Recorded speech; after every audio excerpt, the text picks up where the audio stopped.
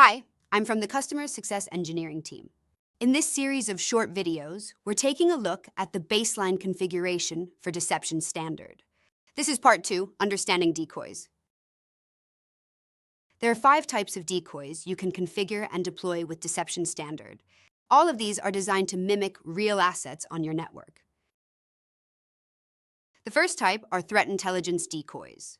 Decoys of this type are designed to generate intelligence about attackers, their methods, and their actions when threat actors attempt to access them in the process of doing reconnaissance on your network. These allow you to detect pre-breach activity that often goes unnoticed, especially attempts to exploit credentials. The second type are network decoys. These emulate high-value systems such as web, file, or database servers so that they appear enticing to attackers. These let you track the attacker's lateral movement through your network as they attempt to access these decoy systems. Network decoys are divided into 2 types: internal network decoys, which are on the internal network, and zero trust network decoys, which leverage ZPA and are accessible from outside the network. The third type of decoys are endpoint decoys. These sit on your endpoints and are designed to look like valuable assets that attackers will want to extract.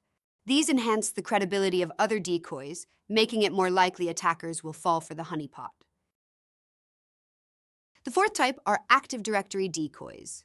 These emulate AD services or privileged accounts, thereby detecting attackers who are running recon on your AD services or attempting privilege escalation. These ensure attackers are detected before they can compromise accounts and move laterally throughout the network. The fifth and final type of decoys are cloud decoys, which mimic legitimate public cloud resources. To deploy these, Deception integrates with your AWS or Azure environments, and it deploys these decoys inside those environments. Attackers can interact with these just like they would interact with real cloud assets, but without the risk that they will gain access to your data, thus drawing their attention away from your corporate assets. Next, let's talk about datasets. Datasets are ready-to-use resources that are typically used to build and deploy different types of decoys. Application datasets are resources used to build and deploy decoy web applications.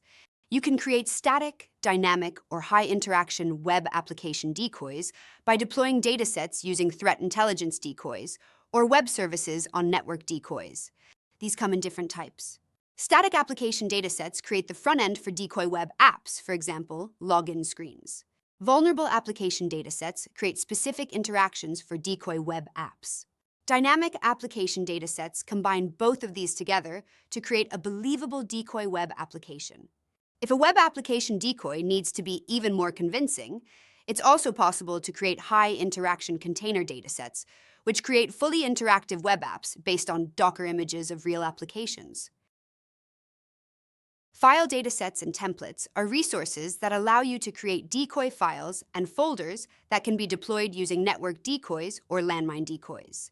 With these, you can create files and folders on decoy file servers that seem to belong to specific departments, as well as decoy files on a user endpoint that matches the user or system profile.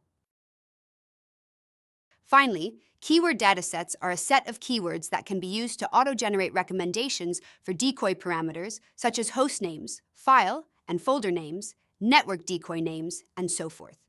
Zscaler uses a proprietary algorithm to randomly generate recommendations for decoy parameters. This concludes this video. Thank you for watching.